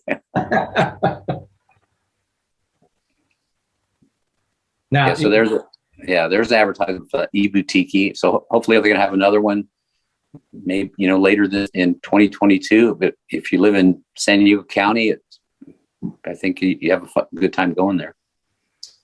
And so I've seen some of your bigger pieces of art. So is this what you do? Is that how you start these out? Yeah. I just, sketch it out on a piece of graph paper. And then just draw it on a log. And then out comes a chainsaw, mostly chainsaw, angle grinder, chisels. I got a couple other kind of specialized tools. And there's always the torch, a propane, or the torch is kind of fun. It accentuates brings out the grain and right, makes it kind of pop. But yeah, that's. And so this turned into the tiki mort, right? Exactly. Yeah. Yeah, that's the first one of those I've carved, but I plan on carving some more. I like the way it turned out. Yeah, that is awesome, and especially for Southern California, it's definitely people know it, people recognize it. Sure. So, and I'm notorious for posting a lot of photos of things as I'm working on them. So, I got a lot of other stuff on there too. So now this guy, that's a leg. So in my little tiki bus, which is in the background, there's some, carving in there. So there's a kind of a chair that pulls out, that slides out, a couch that turns into a bed. So it has a couple of legs on it that are tiki. So that's what that was, the beginning. Nice. But, it's a great thing about social media is you can post a picture of something that as you're doing it, and pat on the back feels good. Somebody goes, "Hey, I like that." So, and that's another picture. That's when I started that tiki. That was at an event at Humphreys of Cutwater Spirits, and I was asked to do a carving demonstration there, and that was a lot of fun. It was a really fun evening, a beautiful summer night, great music, drinks, and that's where. So I started that tiki that night, and then it kind of sat in my garage for a while before I finished it. Very nice, man. And then so here's another one that you've done. Yeah. That's just kind of a pretty basic one, but I don't know. They're all a little different. And that was he bought the tiki that night and took it home. And he was very happy with it, I think. Yeah, I would say so. I would be. Now here's yet another style. Yeah, so that there used to be, and I feel bad, I can't remember the artist's name, but in the Book of Tiki, which is one of my go-to books, I mean, that book is fantastic. There's a little article about an artist that there was a place in Palm Springs. It was called, I think, Spa Tiki or Tiki Spa. I can't remember. And he had these crazy tikis that were kind of that style. They were really tall. And, so that was the inspiration for that one. And I feel bad. I can't remember the original artist's name, but it'll come to me as soon as we're done. But you can find that photos of it in Sven's Book of Tiki. I think he was inspired by Beaker from the Muppets. He's kind of looking like Beaker to me. Yeah, that was pre-Beaker, so maybe Beaker was inspired by that. Oh, maybe Beaker is Tiki-inspired creation. I can see that. Yeah, could be. Oh my gosh, look at, this is. I remember your booth at Caliente, just all the amazing. Oh yeah, so somebody just posted the name of that. It was the artist was Bob Lutz, that I couldn't remember his name. Yeah, so there's a couple of them there. There's that one to the right is kind of a weird one. It's got two surfing eyeballs, and he's still living in my garage. Oh, nice. Yeah, I'm kind of drawn to that one. I don't know. Something about short and a face so ugly only a mother can love. I don't know. I'm kind of drawn to that for some reason. Wow, yeah. Well, you never know. But so there's a few different styles there. But I like to mix it up. I mean, I carve tikis in my spare time. It's not my day job, and I like it. I've been a carpenter my whole life, so it's I think good for my brain. And it's fun. Yeah, I've always been struck by your art because a lot of the carvers. I mean, most artists have a style. And that's great. I mean, because that's what they do, and that's what's really good. But you have multitudes of styles. The carvings are so different. I mean, right here, just alone, these 5 pieces are completely, entirely different from one another. Yeah. So it's where do you find your inspiration? Where do you look at a log and say this is what it's going to be? I like. A couple, old school tiki carvers, Andre Bumate or Bumate, I'm not sure how you pronounce it. One of my favorites, he did these kind of big bug-eyed tikis, and I like oddball ones, I guess, and I kind of like to carve deep, and I don't know. I look at a lot of photos, and I just stuff so there's a lot of inspiration out there. Guys have been doing this a long time. So talk to us a little bit about how do people get your tikis? Well, for me, from you, how do they commission one from you? How does that work? Mostly people just contact me on Instagram or Facebook. And, so I'm on, so let's see. So Instagram, let me hold this up, see how that looks. You see that? It's perfect. Aloha Scott. So, Aloha Scott on Instagram. Skootiki. Also on Instagram, I'm at hashtag Skootiki. And this I'm holding up there, that's some cool artwork done by a friend of mine, Von Franco. He did that, and I love it. So I got some T-shirts with that artwork on it. But if and on Facebook, I have a page that's Skootiki, or also my real name, Scott Eskridge. And you can just send me a message. And I usually don't, what I usually do is, it's pretty hard to ship tikis. So it's usually local, California, Southern California. And if somebody has something that they like, then we'll just talk about it and see if we can work something out. Well, and I also do shows. I do. There hasn't been many shows with COVID. So like I just mentioned, I did that Ibu Tiki show, which was in Vista, North San Diego County. I usually do a Tiki Trader, which is at the Valley High, but they haven't had one of those for a while. Tiki Caliente is all the weddings fantastic. they're catching up on. They haven't had the Tiki Trader yet. Yeah, exactly. Yeah. So Tiki Caliente is one of my favorite events. I try to do that one.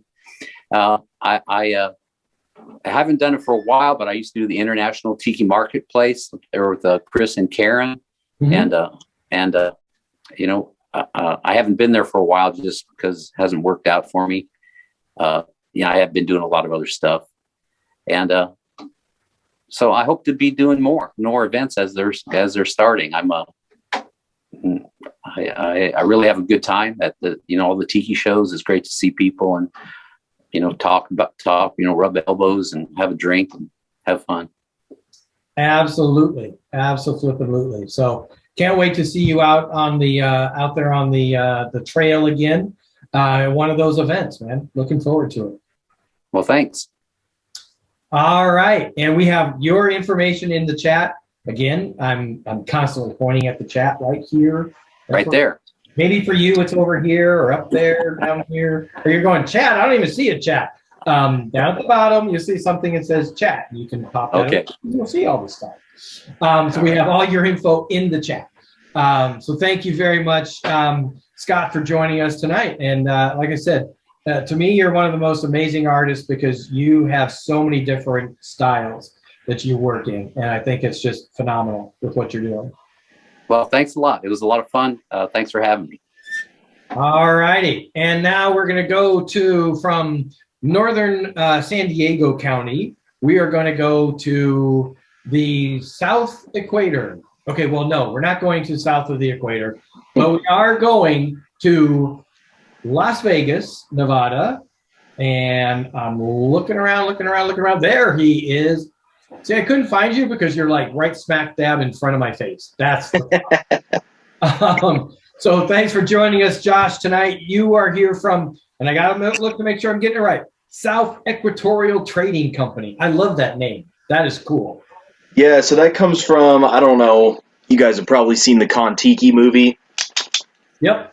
With, the potential possibility that people from Chile came over to Polynesia and all that. So that's where the whole South Equatorial thing came from. And, so what I do is I make these little, I don't know if you can see it super good there. Yeah. They are 11 gauge steel bottle openers, powder coated. And as you can see behind me, these are all the different, I've got the four Hawaiian Gods right here. And then a Winky Tiki, Fire Tiki, and I do a cactus because it's fun. Well, and you're in the desert thing, so that makes sense to do a cactus one. Yeah, for sure. So that's actually, the cactus is actually my favorite, even though it's not super tiki. It's got a little flower on it there. It's a Cigaro Cactus. Oh, yeah, nice. So, yeah. Yeah, and I have mine right here. They are amazing. So, dude, they are bottle openers and weapons. You can kill somebody with this. They're a little serious, yeah. Yeah. I got to keep it away from my wife because it'll get implanted in my head. I know that. Yeah. Don't let her throw it at you, for sure. Yeah. And I love the fact that, because, I have a bunch of tiki bottle openers people have given me through the years, and they go into a drawer. Yeah. You thought ahead, and you're like, oh, yeah. I don't want my shit going into a drawer. I want mine displayed. And you have that. There we go. You've got the little base, the little thing. I just killed my laptop. Oh, man. Yeah, no, it's okay. I was like, yeah, be careful. Be very careful. They are heavy. Oh, yes. They are heavy. The base is, I started out with teak. The price of teak went through the roof. So I am now doing everything behind me you see is done in red oak. All right.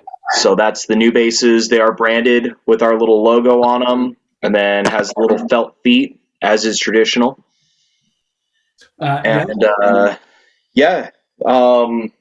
Just actually, this guy was my first one right here, the Fire Tiki. So I saw a tiki one day, and my background is I grew up, my dad was into cars and kind of into tiki, not like he didn't wear any Hawaiian shirts or anything, but he had an interest in Hawaiian culture and all that. So I kind of grew up around it. And then I'm a automotive mechanic and a union sheet metal worker by trade. Okay. So this kind of came a little second nature. I saw a tiki one day and I was like, you know what? That would make a cool bottle opener. And that was about 2.5 years ago now. And I just drew it up on the computer, and then COVID happened and I was out of work like 10 months. So that's when this came about. I had all sorts of time to mess with it and get it right. And I'm pretty stoked about it. And then our next thing we're working on is stickers. So those reflecting a lot of light. Sucker for stickers. Awesome. Dude, that one at the bottom, our right, with the wahine and the tiki, that's freaking awesome. And then our other 4 there. So these are the Hawaiian Gods. So you've got Kanaloa, Lono, and then on the bottom is Kane and Ku. Nice. So nice. Tried to really represent the indigenous culture in those, and like actually where they come from and their stories and everything. So that was these were done in conjunction with my sister-in-law, Janet Lucero, who's a tattoo artist in Seattle. Okay. So she did the final artwork on these guys. Yeah, I've always felt that the tattoo artists they're true artists. The stuff they produce is just amazing.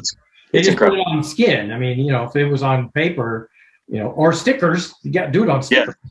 That's Well, actually, both of the pieces that I have are by her as well. Oh, nice. So there's your 4th artist right there. Yeah, there we go. There we go. We'll fill that in for Lori. It's not quite butter, but it's close. Okay, so I back to these things. Oh, and I'm even wearing a watch band that matches. I'm just like all lined tonight, apparently. So these are thick and heavy. Yeah. How the hell do you cut these things out? So it's actually done on a CNC plasma cutter. So I draw it, and then I go over to my buddy's shop and cut them out on his plasma cutter. And it's literally, it's a cutting torch that's run by a computer. Okay.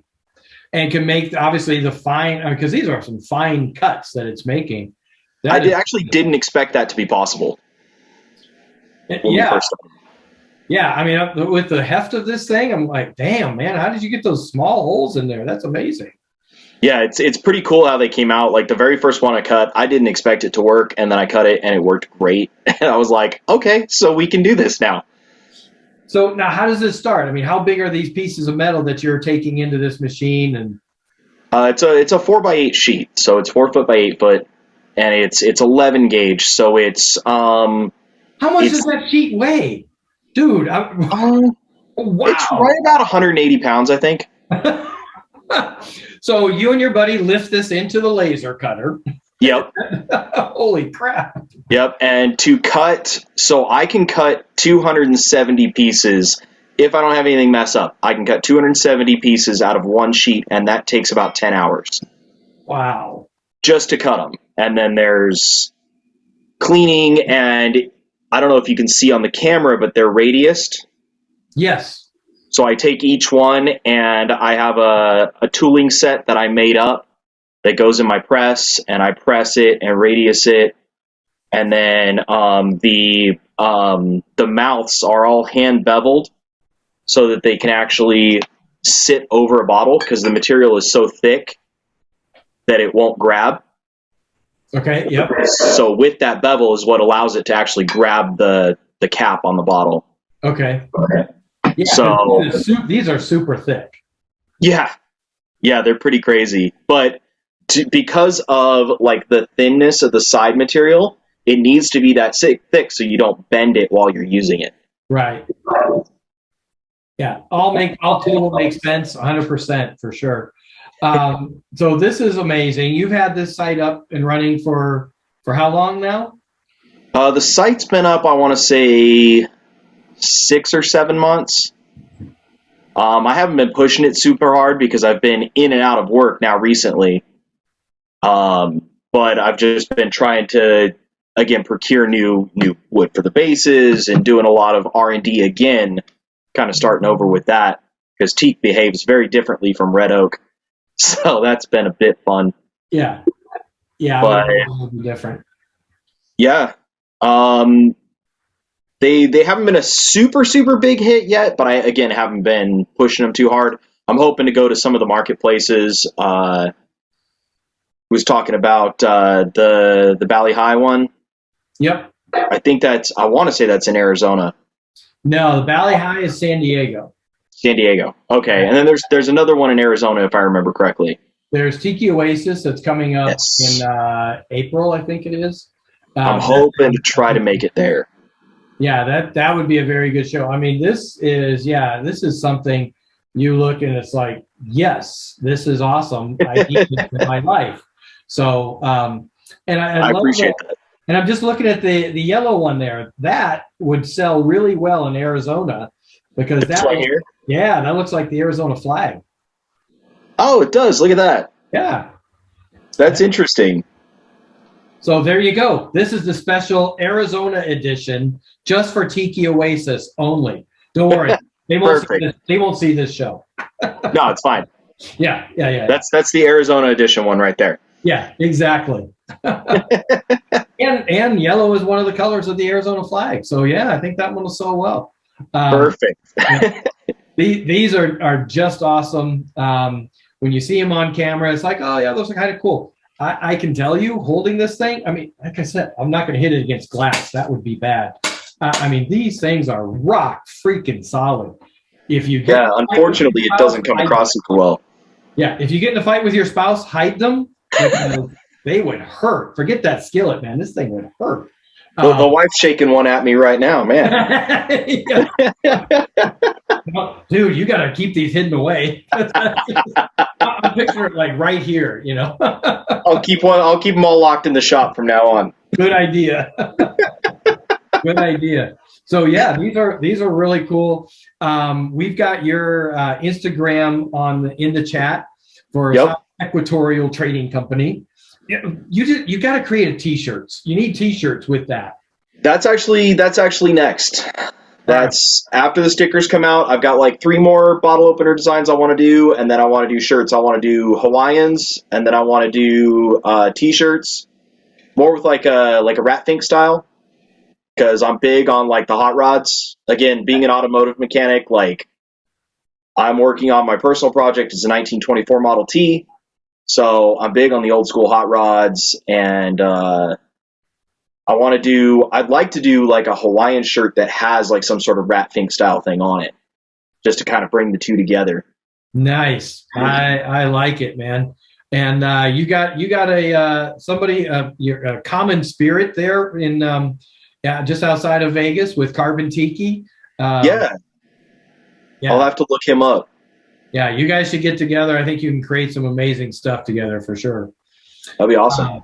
So yeah, thank you very much for joining us. That's awesome. And like I said, I love this bottle opener. Haven't had a chance to use it yet because I don't have any bottles. I'm in between. I'm always a fan of the Kanaloa Big Wave. Yeah, there you go. There you go. Just pop that bad boy right up. Yes, indeed. All right. Yes. Thank you very much for joining us, Josh. I definitely appreciate you coming on, man. Mahalo. All right. And so let's see. I think with that, because we don't have Lori with us this evening, nope, we are at the end of our show. So Sam, where are you? Welcome back. Welcome back from the dead. Again, I'm a little worried about you because I'm seeing a lot of scary things here. Is everything okay? Hey, okay. Aloha, Jeff. I'm only half dead, so I'm feeling better. Okay, good. Yeah. I'm just a little worried because I'm seeing all these skulls and all these the last few episodes we've had a lot of scary people on, so I'm thinking maybe you need a hug. I need to come back to California and give you a hug, Sam. As soon as I fully recover, yes, I will take you up on that. Okay. All right. Well, great show that you put together tonight. And so what do we got next week? What's happening? So we're actually really going to have JP on this time. For real. Oh, good. And for those of you that don't know, JP from the Four Kahunas in, I want to say Dallas, but those of you in Dallas are like, that's not Dallas, that's Arlington. In the Dallas area, in Arlington, Texas, right by Jerry's World. So right by that giant behemoth of a stadium that the Dallas Cowboys owner built. So yeah, that's where the Four Kahunas are. One of the best tiki bars in the country, hands down. And why is that? A good part of that reason is because of JP himself. So glad he's going to be coming on board. Yeah, I got to make it over to Texas and check out JP and Four Kahunas. So not only that, we're also going to have Lono Calls return. So that's exciting. Nice. Yes. So we're going to listen to, I'm sure, Christmassy music. Or no, it's after Christmas. Can you believe that? It'll be after Christmas. I know. That's why I had to break out the Aloha stuff. And it's going to be, the Christmas stuff, because it's going to be put away, like in 3 days. So he'll help us kick off the new year a little early. And then we're going to be having Cam Miller, Cami Creative, Cabania Makeu, and Feza Rama. So another great show to look forward to. Oh, so we're going to have a New Year's Eve festival next week. Yes, exactly. Yeah. All right. So we'll all have to, oh, shoot, I can't wear my fez. Everybody else can wear their fezzes. I can't wear my fez. Oh, how come? I think everybody knows the answer by now. It's in storage. My whole life is in storage. It's in 13 U-Haul boxes, U-Haul crates at the U-Haul storage facility until March, the end of March. So, yeah. Well, I'll send you the link, Jeff, and you can order a new Feza Rama. Oh, that would be good. Yeah. Yeah.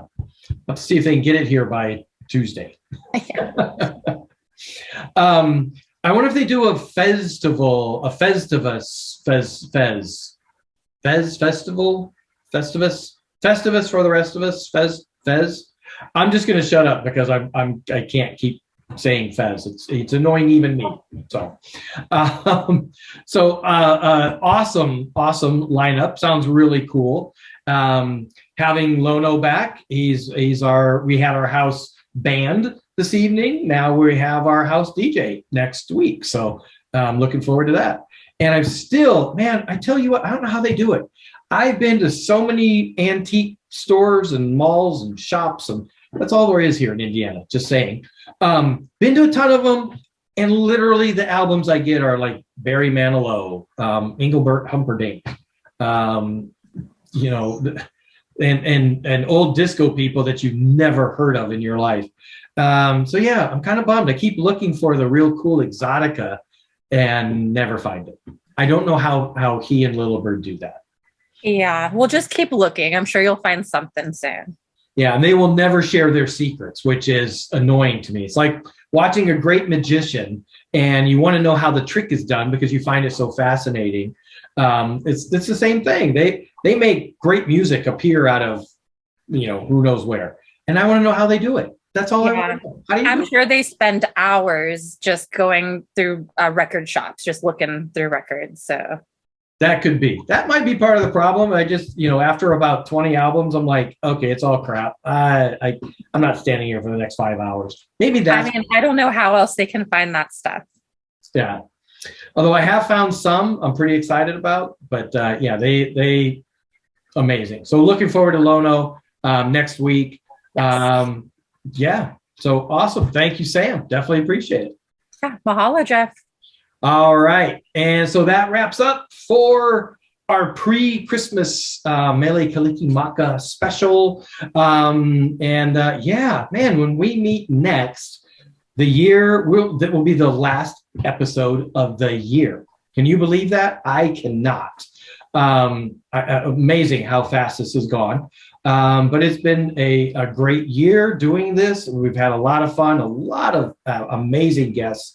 And tonight, no different. So hopefully you enjoyed this as well. But now what we do after every episode, so for those of you on YouTube, sorry to say this, but join us every Tuesday night. We're here, 6 o'clock Pacific, 9 o'clock Eastern. We're here on Zoom. You can find all the details to get on our Instagram or Facebook page. Very easy to get on. And we're here live and we hang out, we chat, we do this stuff. And then after, which is what we're going to go do now, we just hang out and chat. And man, we talk about some of the stupidest things. We talk about some fun things. We just talk about, it's like you were at a tiki bar and you're having cocktails and you're just hanging out with a bunch of people. It's just how conversation goes. That's how our after show goes. So hopefully you can join us. We always have cool people on hanging around, chit-chatting, and that's what we're going to be doing now. So for those of you on YouTube, we're saying aloha. But for those of you who are here live, stick around. We're going to be hanging out and chatting. So until next week, mele kalikimaka. If you are traveling, stay safe, be safe. This stuff, man, we got to get rid of it so we can really get out there and do a lot more and get rid of all the masks and get rid of all the everything and resume to a real normal life. So be safe, be happy, be out there with your family and friends. And until next week, when it's going to be New Year's, we're going to say mahalo and aloha. Aloha.